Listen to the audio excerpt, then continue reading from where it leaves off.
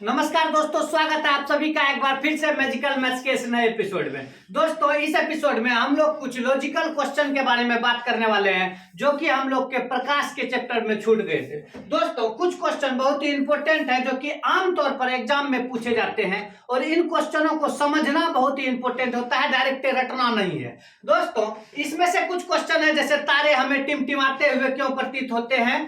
दूसरा क्वेश्चन है कि सुबह और शाम के समय सूर्य हमें रफ्तार यानी कि लाल क्यों दिखाई देते हैं। तीसरा क्वेश्चन है जैसे कि पानी से भरी बाल्टी में रखा हुआ सिक्का हमें उठा हुआ क्यों प्रतीत होता है। इन सभी प्रश्नों को आसानी से आसान भाषा में हम लोग समझेंगे और आज के बाद से कभी इस प्रश्न को नहीं भूल पाइएगा। तो दोस्तों, आइए शुरू करें। दोस्तों, सबसे पहले समझते हैं कि हम लोग जो रहते हैं ना, ये धरती पर रहते हैं, धरती के ऊपर। तो यहाँ देखिए, हम लोग खड़े हैं यहाँ धरती के ऊपर। यहाँ से हम लोग को देखना है तारा। तारा देखते हैं। यह बात दोस्तों आप लोग जानते होंगे कि धरती के ऊपर ना सब जगह हवा है नहीं, सिर्फ कुछ दूरी तक ही हवा मौजूद है जिसको हम लोग वायुमंडल कहते हैं। धरती के ऊपर जो इतना दूर हवा सब मौजूद है इसको हम लोग क्या कहते हैं, वायुमंडल कहते हैं। और इसके बाहर दोस्तों हवा नहीं है, इसीलिए उसको हम लोग निर्वात कहते हैं, क्योंकि वहां पे कुछ भी नहीं है, हवा भी नहीं है।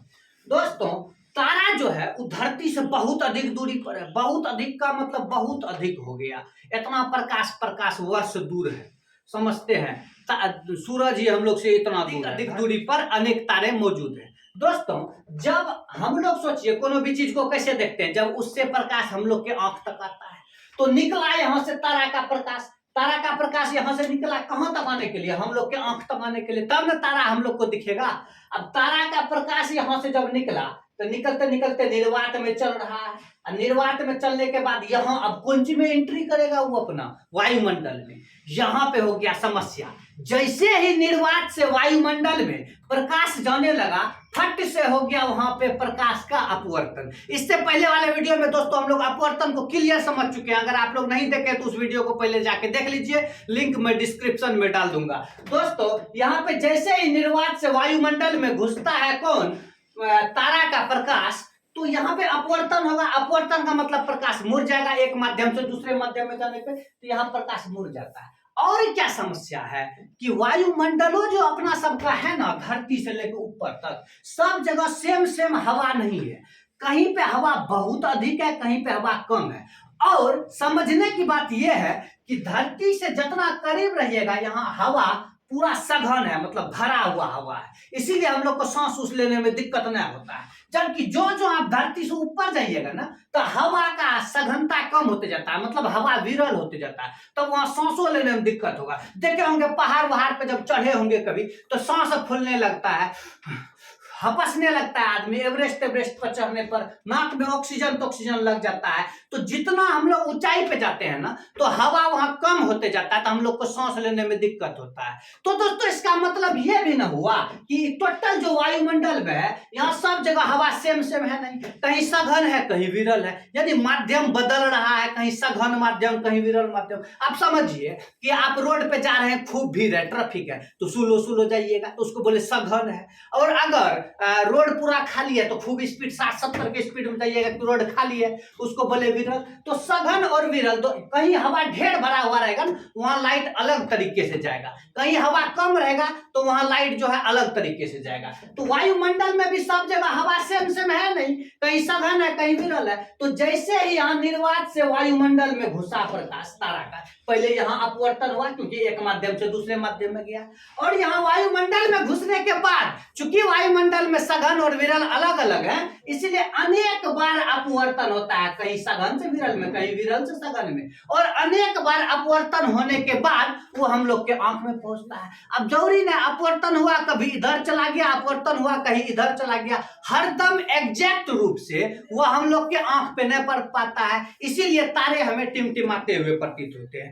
और एक बात समझने वाला है दोस्तों, हवा जो है वो कभी गर्म होता है, हवा कभी ठंडा होता है। यहाँ गर्मी से सूर्य के गर्मी से, तो गर्म हवा ऑटोमेटिक विरल हो जाता है, हल्का हो जाता है, और भारी हवा जो होता है, ठंडा हवा भारी होता है। उसी कारण वायुमंडल अनेक प्रकार के हैं। तो नॉर्मली रूप से समझते हैं कि तारा से प्रकाश आया, आने के बाद निर्वात से यहाँ वायुमंडल में घुसा, जैसे ही निर्वात से वायुमंडल में घुसा वहां अपवर्तन हुआ, यानी मुड़ गया प्रकाश। अब यहाँ वायुमंडल में अनेक प्रकार के सघन और विरल वायुमंडल होने के कारण ये जो है अनेक बार अपवर्तन होता है। हर बार जरूरी नहीं हम लोग के आंख पे पड़ जाएगा, कई बार ही देखे कौन देखे निकल गया लाइट, ई देखे निकल गया, अपवर्तन होने के बाद ई देखे निकल गया, कई बार आंख पे पड़ गया, इसीलिए कभी हम लोग को दिखता है कभी नहीं दिखता है, चुप भुक करते रहता है। तो दोस्तों आप लोग क्लियर कट आंसर लिख सकते हैं, क्योंकि तारे धरती से बहुत अधिक दूरी पर मौजूद है। तारे से धरती पर आने वाले प्रकाश अनेक प्रकार के माध्यमों से गुजरते हैं, इसीलिए उनका अनेक बार अपवर्तन होता है और हम लोग के आंख तक ठीक ढंग से नहीं पहुंच पाता है, इसीलिए तारे हमें टिमटिमाते हुए प्रतीत होते हैं। दोस्तों अब समझते हैं कि आखिर सुबह और शाम के समय यानी सूर्योदय और सूर्यास्त के समय सूर्य हमें रक्ताभ यानी कि लाल क्यों प्रतीत होते हैं। दोस्तों सबसे पहले ये समझना जरूरी है कि जो धरती है, धरती से सूर्य जो है वो अलग अलग डायरेक्शन में दिखाई देते हैं अलग अलग समय। हम लोग जानते हैं कि धरती घूमते रहती है, जिससे कि सूर्य का स्थान लगातार परिवर्तित होते रहता है, और कभी सूर्य हम लोग से बिल्कुल पूरब में स्थित रहता है, कभी हम लोग से सीधे ऊंचाई पर स्थित रहता है, और कभी लास्ट पश्चिम में। दोस्तों सूर्य जो है वो डिस्टेंस भी अलग होते रहता है सूर्य से और धरती का। कुल मिलाकर ये समझिए कि सुबह के समय और शाम के समय सूर्य जो है वो धरती से सबसे अधिक दूरी पर रहता है, जबकि दोपहर में ये दूरी जो है वो बिल्कुल कम हो जाता है। आप लोग जानते हैं कि सूर्य से आने वाला प्रकाश यानी कि श्वेत प्रकाश 7 गो रंग से मिलकर बना है। आप लोग पढ़े थे बेजानी, पिनाला, बैगनी, जामुनी, नीला, हरा, पीला, नारंगी और लाल, 7 रंग से मिलकर श्वेत प्रकाश बने हैं। तो सूर्य से जब प्रकाश धरती तक आता है ना, तो सुबह के टाइम में दूरी अधिक है, तो इस श्वेत प्रकाश को आने में लंबा टाइम लगता है, मतलब अधिक दूरी तय करना पड़ता है। टाइम को छोड़िए लेकिन दूरी अधिक तय करना पड़ता है। और शाम के समय भी सूर्य का प्रकाश को धरती पर आने में अधिक दूरी तय करना पड़ता है, जबकि दोपहर में तो है नजदीकी है, तुरंत पहुंच जाएगा कपार पे सीधे।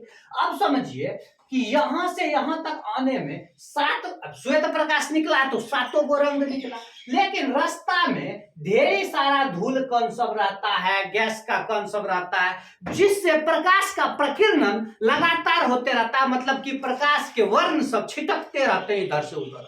तो यहाँ सबसे अधिक दूरी तय करने में प्रकाश का 7 रंग में से 6 गो रंग का प्रकीर्णन हो जाता है लगभग, यानी कि जिसका तरंग दैर्घ्य कम सब होता है, बैगनी सब, ये सब रंग का तुरंत प्रकीर्णन हो जाता है और बेचारा सब रास्ते में दम तोड़ देता है और धरती तक नहीं आ पाता है। लेकिन लाल रंग का तरंग दैर्घ्य होता है सबसे अधिक, इसीलिए सबसे अधिक दूरी पर होने के बावजूद भी सिर्फ लाल रंग ही हम लोग के आंख तक धरती पर पहुंच पाता है।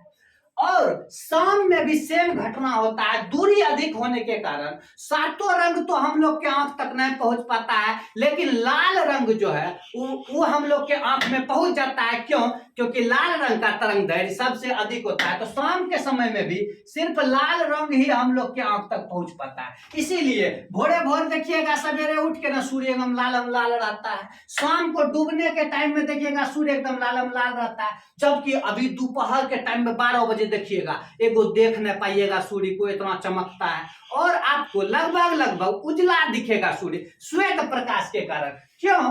क्योंकि यहाँ पे दूरी कम है, यहाँ पे 7 गो कलर, 7 रंग जो श्वेत प्रकाश में मौजूद है, 7 रंग आराम से धरती तक पहुंच जाता है और सूर्य श्वेत दिखाई पड़ते हैं, जबकि सुबह के सामने में बाकी 6 गो रंग दम तोड़ देता है रास्ते में, एक कलर हम लोग के आंख तक पहुंच पाता है लाल, और शाम के समय में भी 1 गो कलर पहुंच पाता है लाल। इसीलिए दोस्तों सूर्योदय और सूर्यास्त के समय सूर्य हम लोग को लाल प्रतीत होते हैं, जबकि बाकी टाइम में श्वेत प्रतीत। दोस्तों वायुमंडल में एक और घटना हम लोग को देखने को मिलता है हम लोग के दैनिक जीवन में। दोस्तों जानते हैं सुबह में सूर्य जो हम लोग को 4 मिनट लगभग पहले दिखाई दे देता है उगने से पहले, मतलब वो वास्तविक स्थान से पहले हम लोग को झलक जाता है, 4 मिनट पहले लग जाता है सूर्य उग गया, लेकिन उगता है 4 मिनट के बाद। उसी तरह दोस्तों शाम में भी डूब जाता है सूरज पहले, हम लोग को 4 मिनट तक सूर्य ऊपरे में दिखाई देता है। ये क्यों होता है, क्वेश्चन भी इससे पूछे जाते हैं कि सूर्योदय और सूर्यास्त का समय से पहले क्यों दिखाई देते हैं,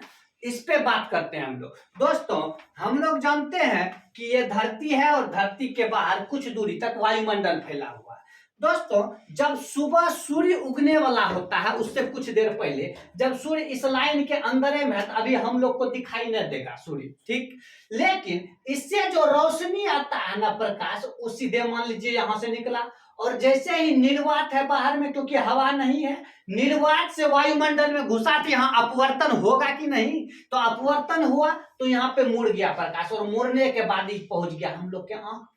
लेकिन हम लोग का ब्रेन और हम लोग का आंख क्या सोचा कि ये वाला प्रकाश कहां से आ रहा है, ये तो नहीं सोचा कि मुड़ा हुआ है, ये सोचा ये वाला प्रकाश कहां से आ रहा था, इसका पीछे में गया तो लगा कि प्रकाश यहां से आ रहा है, इसीलिए सूर्य हम लोग को है यहाँ दिखाई देता है। अब सोचिए सूर्य वाजिब में कहाँ है, अभी वाजिब में भी नीचे है, हम लोग को दिखाई नहीं देता है, सूर्योदय हुआ नहीं है। लेकिन हम लोग को क्या लग रहा है, सूर्य है कहाँ, यहाँ है ऊपर, यानी कि सूर्योदय से 4 मिनट पहले हम लोग को सूर्य दिखाई दे देता है। दोस्तों दूसरा बात शाम के समय में करें, मान लीजिए सूर्य डूब गया है यहाँ पर, यानी कि क्षैतिज रेखा के नीचे चला गया है सूर्य और डूब गया है, लेकिन अभी भी सूर्य से जो किरण छिटक के हम लोग के आंख पर है आ रहा है, निर्वात से वायुमंडल में गया तो यहाँ अपवर्तन हुआ।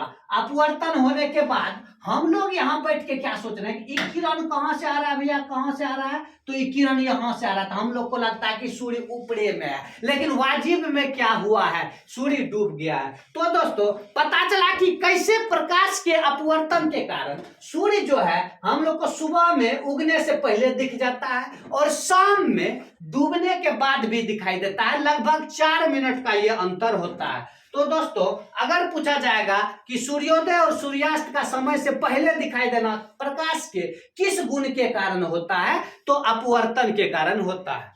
आइए दोस्तों एक प्रश्न को और समझते हैं कि आखिर पानी से भरी बाल्टी में सिक्का सब उठा हुआ क्यों प्रतीत होता है। ये सब आप प्रैक्टिकली करके भी देख सकते हैं। या फिर पानी में तिरछी रखी हुई छड़ हम लोग को मुड़ी हुई क्यों प्रतीत होती है। दोस्तों ये सब कारण प्रकाश के अपवर्तन के कारण ही होता है, ये सब जितनी भी घटनाएं होती है। दोस्तों यहाँ देखिए एगो बाल्टी में हम पानी भर लिए हैं और बहुत मेहनत से एक टकिया जमा करके इसमें डाल दिए। अब देखिए ये एक टकिया से जब रोशनी हम लोग के आंख तक आएगा तभी हम लोग को एक टकिया झलकेगा, सही बात है। तो ये एक टकिया से रोशनी तो है या निकला है, देखिए रोशनी निकल रहा है, एक टकिया से रोशनी निकला, लेकिन जैसे ही रोशनी निकल के पानी से हवा में गया, पहले तो बाल्टी में पानी था, पानी से हवा में जैसे गया प्रकाश का अपवर्तन हुआ, मतलब कि रोशनी मुड़ गया और मुड़ के कहां तक गया, हम लोग के आंख तक। लेकिन हम लोग का आंख ठहरा बेवकूफ, वो उतना बात नहीं समझता है कि प्रकाश का अपवर्तन तपवर्तन नाम का भी कोई चीज होता है। वो समझा कि ये तो ये सीधा से आ रहा है, मतलब कहां से आ रहा होगा, ये निश्चित ही यहां से आ रहा है। तो जो एक टकिया है यहाँ पर, लेकिन हम लोग को दिखता कहां पर है, यहाँ पर। तो बार बार हाथ दे रहे हैं यहाँ पे, लेकिन यहाँ है तो नहीं है ना वाजिब में, तो मिलेगा क्या, है तो क्या यहाँ, हम यहाँ दे रहे हैं तो कुछ भेट ही नहीं रहा है। तो दोस्तों समझ गए कैसे पानी के भरे हुए बाल्टी से बाल्टी में रखा हुआ जो रुपया या सिक्का है, देखिएगा यहाँ से निकलने के बाद इसका रोशनी सीधे जा रहा था, लेकिन चूंकि यहाँ पानी से हवा में गया तो मुड़ना पड़ा, मुड़ने के बाद आंख तक तो पहुंच गया। लेकिन आंख जो है वो बेवकूफ हुआ, क्या समझा, आंख समझा कि ये जो प्रकाश है, प्रकाश हमेशा सीधा में चलता है, दिमाग जानता है, समझा कि निश्चित बात है सीधा में आ रहा होगा यहाँ से, और हम लोग को क्या यहाँ दिखाई देता है। दोस्तों सेम वही घटना होता है छड़ में। देखिए ये पानी में रखा हुआ ये छड़ है, ये एगो लाठी रख दिए हैं हम पानी में, पानी से भर दिया बाल्टी को। अब ये बाल्टी में जितना छड़ पानी के बाहर है वो तो हम लोग को सीधा सीधा दिखाई देता है, इतना कोई दिक्कत नहीं क्योंकि यहाँ हवे में है। लेकिन पानी के अंदर से छड़ से लाइट जब हम लोग के आंख तक आने वाला रहता है ना, तो जैसे ही यहाँ पानी से हवा में जाता है ना तो मुड़ जाता है, प्रकाश का अपवर्तन होता है, लाइट गया आंख पे। लेकिन आंख वही बेवकूफ, वो क्या समझा कि लाइट कहां से आ रहा है, वो समझा निश्चित ही लाइट है यहाँ से आ रहा है। छड़ हमको यहाँ का बदला कहाँ दिखाई देता है, यहाँ तक तो सर छड़ सीधा दिखाई देता था, यहाँ पे छड़ कैसा दिखाई देने लगा, टेढ़ा। इसीलिए कहा जाता है कि पानी में रखी हुई छड़ हम लोग को टेढ़ी दिखाई देती है। तो दोस्तों ये दोनों घटनाएं जो होती है वो प्रकाश के अपवर्तन के कारण होता है। आइए दोस्तों दोस्तों आज के लास्ट टॉपिक में समझते हैं कि आखिर इंद्रधनुष का निर्माण कैसे होता है। दोस्तों आप लोग देखे होंगे बारिश उरिश होने के बाद या बारिश जस्ट खत्म होने के बाद या हल्का फल्का बारिश के समय में कि एक सूर्य के अपोजिट साइड में बड़का सा धनुष बनता है। इंद्रधनुष उसको कहते हैं। बच्चा में खूब देखने में मन लगता था। एक्चुअली इंद्रधनुष का आने का पीछे का कारण भी समझ सकते हैं। हम लोग बारिश का देवता इंद्र को मानते हैं, उसका धनुष बड़का इसीलिए बोल दिया उसको इंद्रधनुष। इंग्लिश में उसको रेनबो कहते हैं। बहुत ही आनंदित लगता है देखने में। दोस्तों इसमें दो तीन बातें ध्यान रखने योग्य है। पहला, बारिश के बाद होगा, निश्चित बात है, सूखा दिन में नहीं होगा। दूसरा बात क्या, हमेशा इस सन के अपोजिट डायरेक्शन में आपको देखने को मिलेगा क्या, इंद्रधनुष। दोस्तों आइए समझते हैं इंद्रधनुष का कॉन्सेप्ट क्या है। दोस्तों हम लोग जानते हैं कि बारिश होने के बाद या हल्का फल्का बारिश के दौरान हवा में पानी का ढेरी बूंद सब लटका हुआ रहता है, जैसे यहाँ हल्का हल्का बूंद हम लटकाए हुए हैं। दोस्तों सूर्य के अपोजिट साइड में सूर्य से जब प्रकाश किरण आता है तो सूर्य से प्रकाश आने के बाद या एक बूंद में हम समझाते हैं, आप लोग सब बूंद का समझ जाइएगा। दोस्तों यहाँ सूर्य से आने वाला प्रकाश किरण जो है या जैसे ही हवा से पानी का पहला परत के अंदर घुसता है, जैसे ये पानी का बूंद है, जैसे ही अंदर घुसा तो यहाँ हवा से पानी में गया तो अपवर्तन होगा। और अपवर्तन जो होता है उसके सब वर्ण का अपवर्तन अलग अलग ढंग से होता है। सब वर्ण से मेरा मतलब है सातों रंग का अपवर्तन अलग अलग ढंग से होता है, जिससे यहाँ पे कि वर्ण विक्षेपण देखने को मिलता है हम लोग को। यानी श्वेत प्रकाश का सातों रंग टूट के अलग हो जाता है। बाकी दूसरा पर्दा तक जाते जाते यानी दूसरा परत तक जाते जाते वहां से बहुत सारा किरण तो निकल जाता है, लेकिन बहुत सारा किरण वापस रिफ्लेक्ट होके हम लोग के आंख तक आता है।